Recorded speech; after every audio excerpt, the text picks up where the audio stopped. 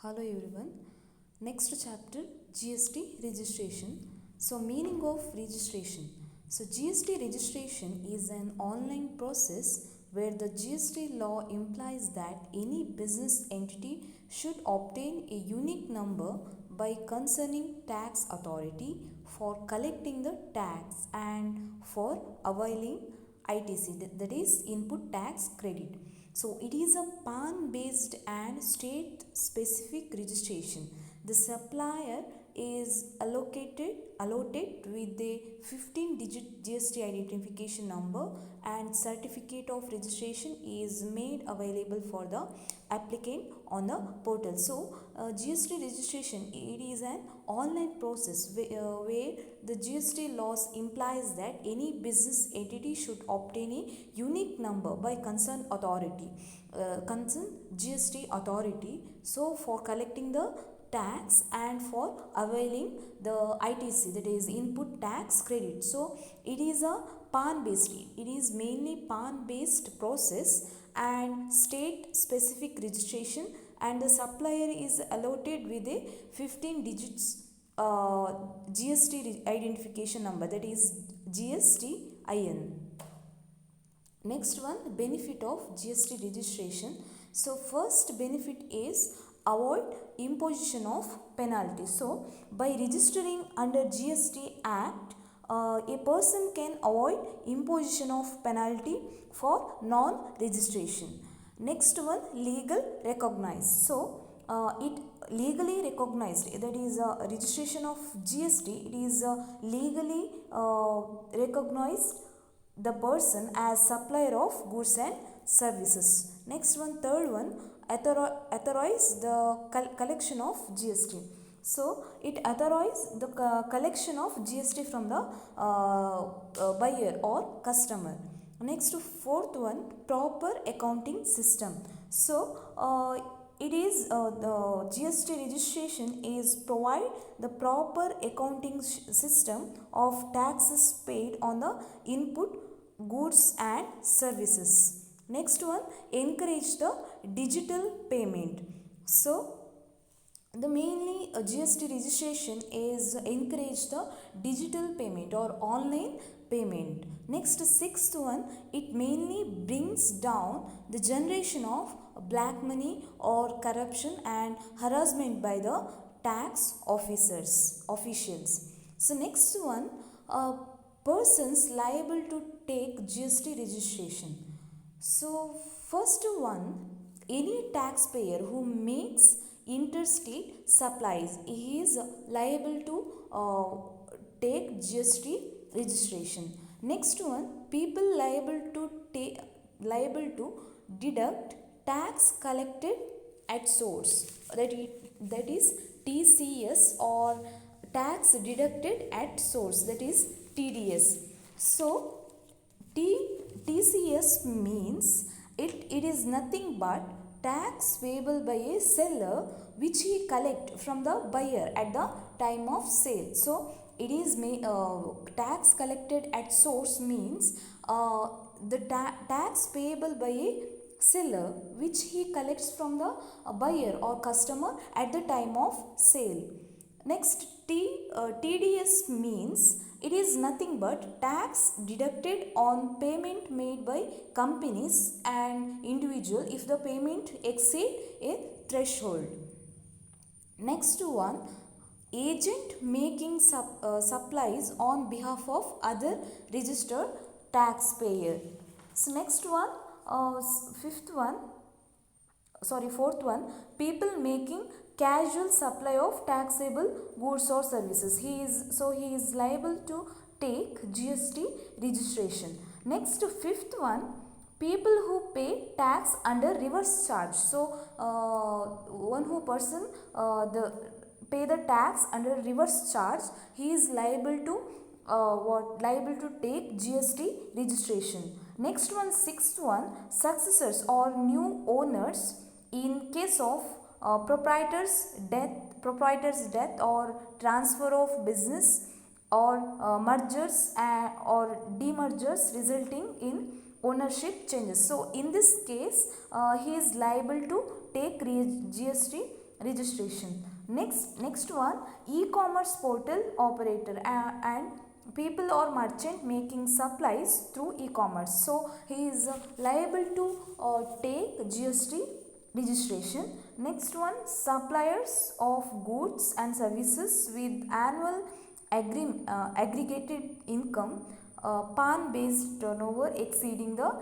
state specified threshold limit. So next one, UN bodies. UN bodies means United Nations bodies and embassies. And next 10th one, input service distributor. So input service distributor means it is a business which receives invoice for service used by its branches. So it is nothing but it is a business which receives invoice for services used by its branches. Next one, non-resident taxable person engaged in supply of goods and services. So he is liable to take GST registration. Next one, other notified persons, so including government bodies. So he is liable to take GST registration. Next one, persons non-liable to take GST registration. So first one, agriculturist. So an agriculturist is a person who supplies the product out of his cultivation land. So they will be given exemption from GST registration. So this agriculturist is exemptions from the GST registration. So next one, second one, persons falling in threshold exemption limit. So a business entity with an annual turnover less than rupees 40 lakh is given exemption from GST registration, but there are some special category states, for example Arunachal Pradesh or Assam, Jammu Kashmir, Manipur, Meghalaya or Nagaland, Sikkim, Tripura or Himachal Pradesh and Uttarakhand. So where this threshold limit is rupees 20 lakhs. Other states threshold limit is 40 lakhs, but special category states threshold limit is 20 lakh. Next one, third one, persons making nil rated or exempt supplies. So these are the persons who are engaged in the business of supplying common item which are in the exemption list of GST. So some of them are all unprocessed food like rice, wheat, bread, milk, vegetables, eggs, meat, fish, salt, etc. So next one, train travel by local and sleeper classes or education system and health care, but not medicines, only health care. Next one, hotels, lodge with room rent less than rupees 1000. So it is a nil rated supplies. Next one, kids clothing or drawing books and bindi or sindoor or bangles, etc. So next one, fourth one, persons making non-taxable or non-GST supplies. So such items do not come under the purview of GST. So first one, alcoholic liquor for human consumption or petroleum crude or high speed diesel or motor spirit or natural gases. So these are non-taxable or non-GST supplies. Next one, fifth one, activities that are neither supply of goods nor services. So some services by an employee or services by any court or tribunals or functions and duties of MPs or MLA or member of panchayat or municipalities and other local authorities. So or funeral services. So these are not liable to take GST registration. So next one, sixth one, persons making only supplies covered under reverse charge. So the central government has on 19th June 2016 viva notification number 5 bar 2017 exempted such persons from obtaining registration who are only engaged in making supplies. So these are not liable to take GST registration. So next one, types of GST. So first one, compulsory registration. So compulsory, under the compulsory registration, GST registration become compulsory. So if aggregate turnover exceeds for supply of goods, threshold limit is rupees 20 lakh for the special category states and rupees 40 lakh for other states. I repeat, for supply of goods rupees 20 lakh for special category states and rupees 40 lakh for other states. Next one, for supply of services. For supply of services, rupees 10 lakh for special category states and rupees 20 lakh for other states. Next one, second type, voluntary registration. So under the voluntary registration, so any person who is not liable to obtain registration mandatory so may register voluntary. So all provision of GST law are applicable to the registered person shall be applicable for the registration. So next one, registration by department or suo motu registration. So it means where a person who is liable to be registered failed to obtain registration, the proper officer may proceed to register such person. So he helps to register their name. Next one, deemed registration. So under two situation it is considered as deemed to be registered under GST Act. So first situation, grant of registration under any for example SGST Act or UTGST Act. So it is deemed to be registered under the CGST Act provided application for registration has not been rejected under the CGST Act. So next, second situation, rejection of an application for registration under the under for example what is SGST Act or UTGST Act. So it is deemed to be rejection of an application for registration under the CGST Act. Next one, it is important. So procedure for registration or the procedure for registration is given below. So under section 25.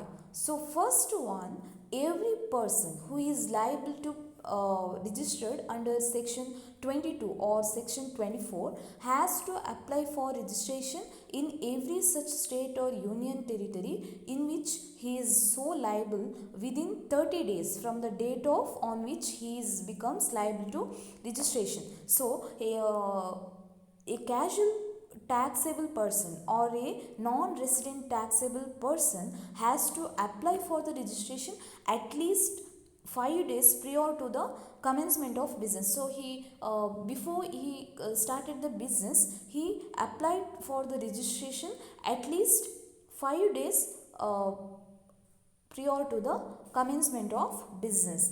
So next one, second step, a person seeking registration under this act is granted a single registration in a state or union territory, but a person having multiple business verticals in a state or union territory may be granted a separate registration for each business vertical. So for example, one person, he is having multiple business vertical in a state or union territory, so he may be granted a separate registration for each business vertical. Next, third one, voluntary registration. So under the voluntary registration, so any person who is not liable to obtain registration mandatorily, may register voluntarily in a for his registration. So all provision of GST law are applicable to the registered person shall be applicable for a registration. Next one, a fourth step, a person who has obtained or is required to obtain more than one registration, whether in one state or union territory or more than one state or union territory. So in respect of each such registration be treated as distinct person for the purpose of this act. Next one, fifth one, where a person who has obtained or is required to obtain registration in a state or union territory in respect of establishment, so has an establishment is another state or union territory, then such establishment shall be treated as establishment of distinct person for the purpose of this act. So sixth step is every person. So every person must have a permanent account number, that is a PAN card. Next one, seventh one, a non-resident taxable person. So he may be granted registration on the basis of self-attested copy of his valid passport along with the application signed by his authorized signatory who is an Indian resident having valid permanent accounting number. So next one, eighth one, suo motu registration, that is registered by department. So where a person who is liable to be registered failed to obtain registration, the proper officer may proceed to register such person. So where during the course of any survey or inspection or search or inquiry the proper officer find that a person liable to register has failed to apply for registration, so such officer may register the said person on a temporary basis. Next one, a unique identity number. So UIN is granted to any specialized agency of the United Nations, so UN or UNO, or any multilateral financial institution and organization notified under the UN. Next, second one, any other person or class of persons as may be notified by the commissioner. This UIN, that is the unique identity number, so is needed for claiming refund of taxes paid on notified supplies of goods and services received by them. So and for the such other purpose as may be notified. Next, 10th one, the registration or the unique identity number shall be granted or rejected after diversification in such manner and within a such period as may be prescribed. So last step is certification of registration shall be issued in such form and with effect from such date as may be prescribed.